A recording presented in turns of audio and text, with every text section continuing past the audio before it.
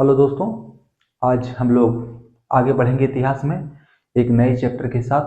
तो क्या भाई, तो हड़प्पा सभ्यता। हड़प्पा सभ्यता जिसे कि सिंधु घाटी सभ्यता के नाम से भी हम लोग जानते हैं। सिंधु घाटी सभ्यता, क्या भैया, सिंधु घाटी सभ्यता।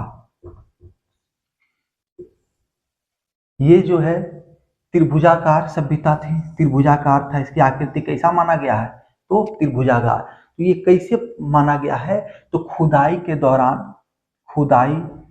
दौरान क्या मिलते थे भाई, तो अवशेष मिलते थे। क्या अवशेष, ठीक है, नगर वगैरह, ईंट वगैरह मिला।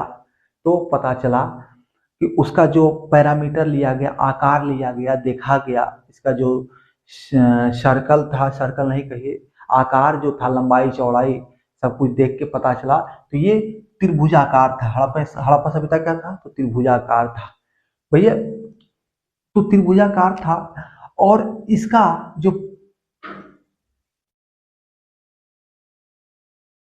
ये जो अवस्थित था, ये नॉर्थ है, ये साउथ है, ये ईस्ट है और ये वेस्ट है, ठीक है। तो नॉर्थ मांडा, मांडा जम्मू कश्मीर, जम्मू कश्मीर, मांडा जम्मू कश्मीर तक फैला हुआ था। साउथ दैमाबाद, दैमाबाद अहमदनगर जिला है महाराष्ट्र में। महाराष्ट्र में अहमदनगर जिला क्या है भाई, अहमदनगर, अहमदनगर जिला है, वहां तक फैला हुआ था। दक्षिण में, पूर्व में हिंडन नदी, हिंडन नदी के तट पर, हिंडन नदी के तट पर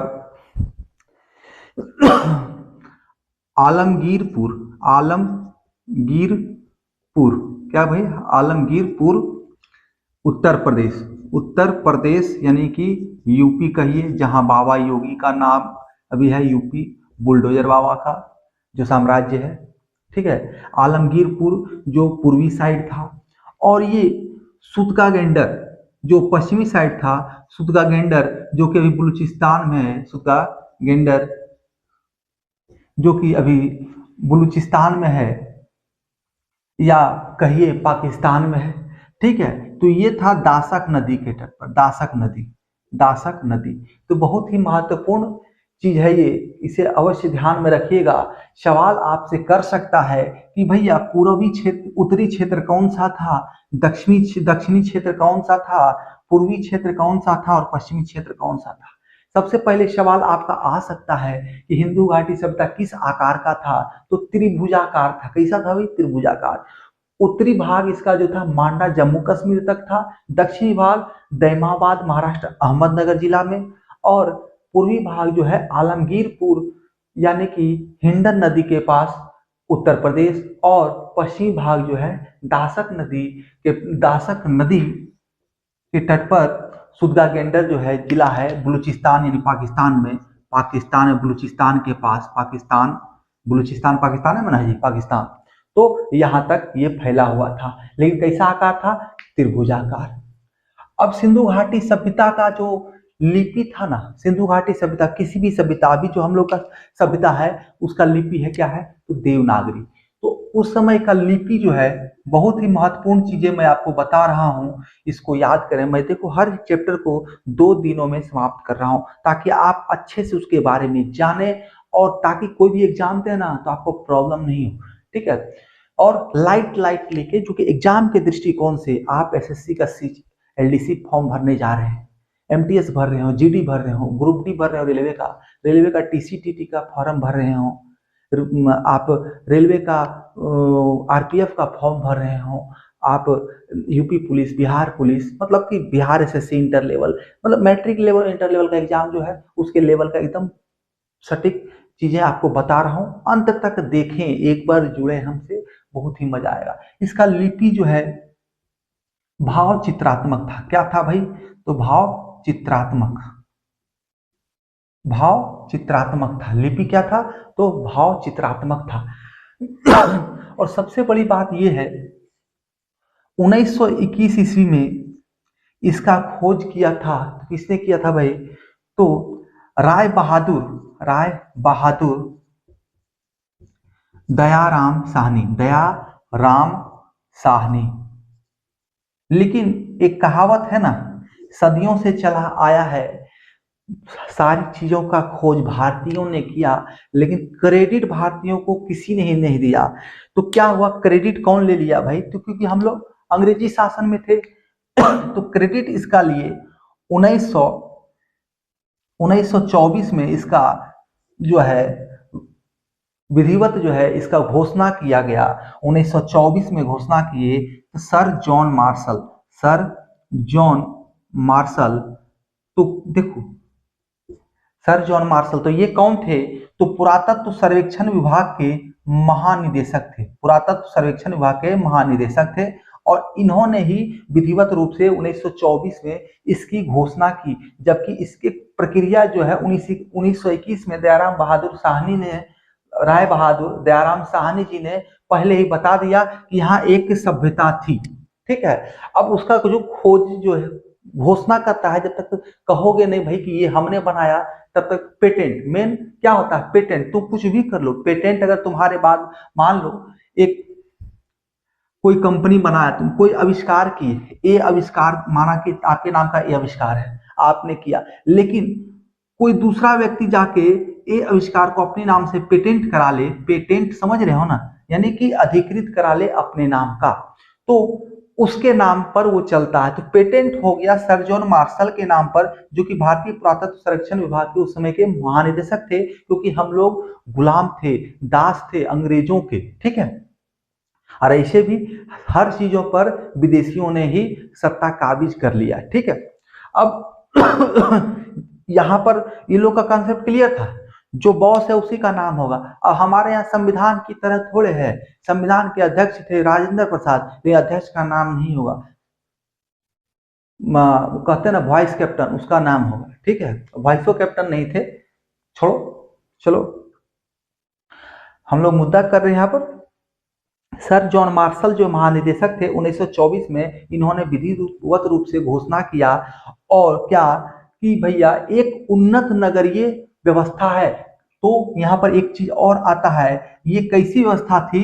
तो नगरीय व्यवस्था थी, ग्रामीण नहीं था, ये नगरीय व्यवस्था था और उन्नत किस्म का। यहाँ पर ऊंचे ऊंचे मकान थे, यहाँ पर हर एक चीजें थी, यहाँ पर व्यवस्थित ढंग से नालियां थी, मतलब कहिए शहरीकरण था इसका। ये जो है एक शहरीकरण था। इसके जब अवशेष मिले तो ऐसे ऐसे चीज देखने को मिले कि लगा कि ये यहाँ एक शहर बसता था, गांव में शहर बसता था। ठीक है, तो ये नगरीय उन्नत नगरीय व्यवस्था थी। ठीक है, हड़प्पा सभ्यता एक उन्नत नगरीय सभ्यता थी। ठीक है, अब देखो, तो चूंकि 1924 में सर जॉन मार्शल महानिदेशक थे, इन्होंने घोषणा किया, तो जब कहा जाए किसके निर्देशन में हुआ या हड़प्पा सभ्यता का खोज किसने करवाया, किसके निर्देशन में हुआ, तो आएगा नाम किसका भैया? सर जॉन मार्शल ने। लेकिन अगर कहा जाए हड़प्पा सभ्यता यानी सिंधु घाटी सभ्यता का खोज किसने किया, तो नाम आएगा राय बहादुर दयाराम साहनी का। जब भी खोज की चर्चा हो तो राय बहादुर दयाराम साहनी, और किसके मार्गदर्शन में हुआ, किसके निर्देशन में हुआ? तो सर जॉन मार्शल। ठीक है, मोहनजोदड़ो की भी खोज इन्हीं के मार्गदर्शन में हुआ। लेकिन मोहनजोदड़ो का जो है, मोहनजोदड़ो आगे पढ़ाएंगे हम, मोहनजोदड़ो राखल दास बनर्जी और इनकी टीम के द्वारा हुआ। ठीक है, राखल दास बनर्जी ने मोहनजोदड़ो का खोज किया और इसका निर्देशन भी सर जॉन मार्शल के ही था, बाद में बदल गया। सारी चीजें मैं आपको बताने वाला हूं। तो भैया क्या कहा? हड़प्पा सभ्यता, जिसका दूसरा नाम सवाल आता है एग्जाम्स में, हड़प्पा सभ्यता को अन्य किस नाम से जानते हैं? तो सिंधु घाटी सभ्यता। एक नाम और इसका है सिंधुवासी। यहाँ के जो लोग थे वो क्या कहलाए? सिंधुवासी या हड़प्पा वासी। इन्होंने ही सर्वप्रथम तांबा में टीना मिलाना चालू किया, टीना, और कांसा का निर्माण किया, कांस्य का निर्माण किया। तो कांस्य का निर्माण किया तो सिंधु घाटी सभ्यता को एक और नाम से जानते हैं, तो कांस्य युगीन सभ्यता। किस नाम से जानते हैं भाई? तो कांस्य युगीन सभ्यता। सुनते जाओ, नहीं सुन रहे पा रहे हो, आगे चला जा रहा तो रिपीट कर लो, और नहीं समझ में आ रहा हो तो कमेंट करो, ठीक है। देखो, होशियार वही जो अपना काम निकालना जाने, ठीक है। इसलिए नहीं समझ रहा कमेंट करो, मैं और अच्छे से और स्पष्ट करूंगा जो दिक्कत हो रही है तुम्हें, ठीक है। तो तांबा में टीना मिलाने का शुरुआत किसने किया? तो सिंधुवासी। वो सोचो कितना उन्नत लोग था। अब सबसे बड़ा सवाल जिस पर अभी तक विवाद है, जिस पर अभी तक विवाद है, 100% कोई नहीं कह पाया है। अक्सर सवाल एग्जाम्स के सवालों में आपने देखा होगा, इसका जो कालक्रम कब था, मतलब कि इसका अवधि क्या था, अवधि, ये किस समयावधि में एग्जिस्ट करता था, हड़प्पा सभ्यता किस समयावधि में एग्जिस्ट करता था। तो भैया सबसे महत्वपूर्ण चीज है, इसको अक्सर एग्जाम्स में देखने को मिलता होगा 2500 ईस्वी पूर्व से लेकर 1750 ईस्वी पूर्व तक, ये ऑप्शन में हमेशा रहता है, ठीक है, और यही ऑप्शन का आंसर होता है।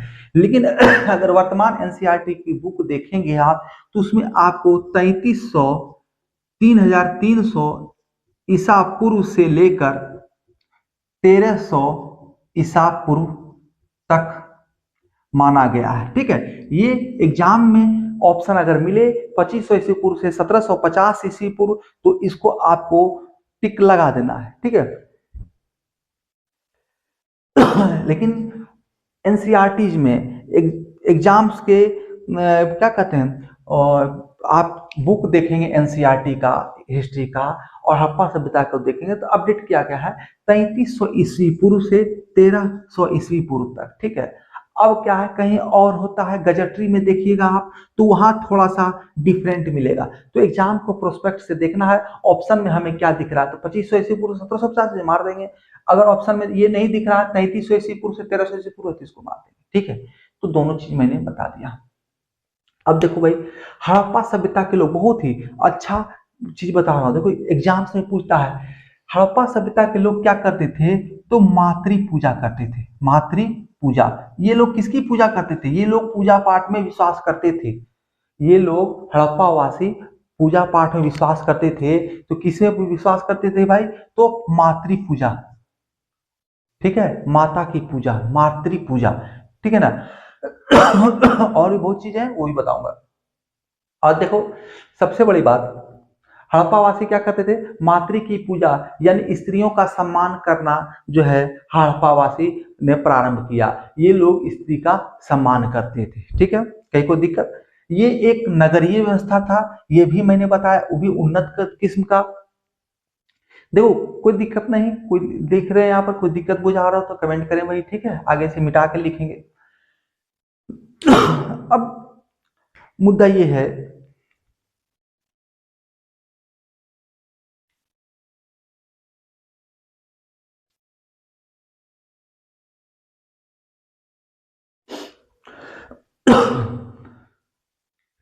अच्छा कहीं कोई दिक्कत, इतना जो मैंने बताया है कहीं कोई दिक्कत हो? नहीं। अब हड़प्पा सभ्यता का जो काल था, ये किस में आता था? देखो पाषाण युग हमारा प्रागैतिहासिक काल में आता था, पाषाण युग प्रागैतिहासिक काल में था, और ये जो है आद्य ऐतिहासिक काल में आता है। आद्य ऐतिहासिक काल यानी कि हम कह सकते हैं प्रोटो हिस्टोरिक एज। आद्य ऐतिहासिक युग में, आद्य ऐतिहासिक युग का क्या था? 300 ईस्वी पूर्व, 3000 ईस्वी पूर्व से 600 ईस्वी पूर्व तक। तो आप दे सकते हो ये उसी के बीच में है हमारा, ठीक है, उसी के बीच में है। और ये काल जो है हड़प्पा सभ्यता जो है आद्य ऐतिहासिक युग में आता है। तो बहुत सारी चीजें मैंने आपको अभी कराया है, इसमें कहीं कोई दिक्कत हो तो कमेंट कर सकते हैं। अब यहाँ पर बहुत ही महत्वपूर्ण एक स्थान था, मोहनजोदड़ो। क्या स्थान था भाई? मोहनजोदड़ो। मोहनजोदड़ो जिसकी चर्चा हमने किया है, मोहनजोदड़ो का चर्चा कि राखल दास बनर्जी ने इसका खोज किया। मोहनजोदड़ो का अर्थ लोगों ने ये निकाला कि इसे मृतकों का टीला कहा जाता था। क्या कहा जाता था? मृतकों का टीला, मृतकों का टीला। ठीक है, मोहनजोदड़ो यानी कि इसे कह सकते हैं मृतकों का टीला। सवाल आता है मृतकों का टीला निम्न में से किसे कहते हैं? लोथल को, धौलावीरा को, मोहनजोदड़ो को, हड़प्पा को। तो मोहनजोदड़ो हमें आंसर करना है। मोहनजोदड़ो को मृतकों का टीला इसलिए कहा जाता है जिस एरिया को मार्क किया गया कि ये आपका मोहनजोदड़ो है, मोहनजोदड़ो है, वो एरिया में लोगों के कब्र मिलते थे, लोगों के कब्र मिलते थे स्तूप ढंग के बना के। ठीक है, और टीला मतलब कि मरने के बाद लोगों को वहां ढक कर रख दिया जाता था और उसी का मतलब कंकाल वंकाल निकलता होगा, टीला उला बना होगा, तो ईट उट का चबूतरा बना दिया होगा मृतकों को, जैसे भी मुस्लिम भाई लोग करते हैं। तो देखो भाई, मुस्लिम भाई लोग भी जो गाड़ते हैं, टीला बनाते हैं, स्तूप टाइप का बना देते हैं, वो सब मतलब कि चबूतरा टाइप का, वो सब भी पूर्वजों से ही लिया है, कोई आधुनिक नहीं है, सारे चीज हमारे पूर्वज जानते थे। ठीक है। तो वहां पर हर जगह मृतकों के अवशेष मिलते होंगे, हर जगह मृतकों के साक्ष्य मिलते थे, तो इसीलिए मोहनजोदड़ो को मृतकों का टीला कहा गया है। और देखो भाई, हड़प्पा सभ्यता का मूल निवासी सबसे महत्वपूर्ण, हड़प्पा सभ्यता का देखो हर चीज महत्वपूर्ण है। ठीक है, सुनते जाओ और कहीं कंफ्यूजन हो तो कमेंट करना। हड़प्पा सभ्यता का मूल निवासी कौन था? तो द्रविड़ लोग थे। कौन थे भाई? द्रविड़, द्रविड़ या कहिए भूमध्य सागरीय लोग, भूमध्य, भूमध्य सागरीय।